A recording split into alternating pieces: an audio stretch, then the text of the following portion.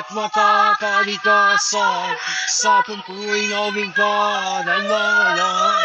Ilan ba ang isang buhay? Ilan ba ang isang buhay? Wala sa iba.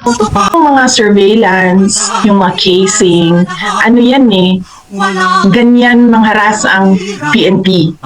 Modus yan ng PNP pag gusto nilang mangharas ng tao.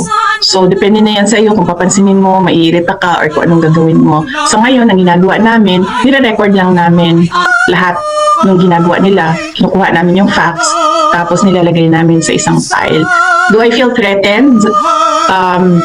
This is not the first time na nagkaroon kami ng problema sa politika. Ganyan mangharas ang PNP.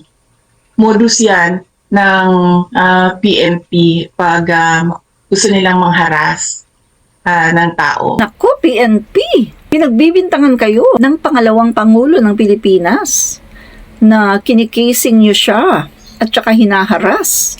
At sabi pa niya, ganyan daw yung strategy niyo kapag kayo'y nangaharas.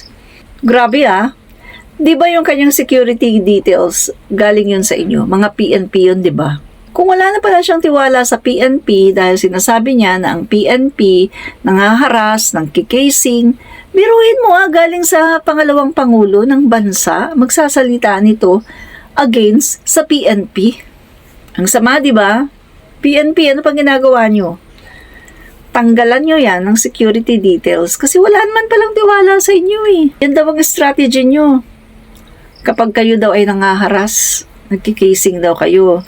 So wala siyang tiwala sa inyo, PNP.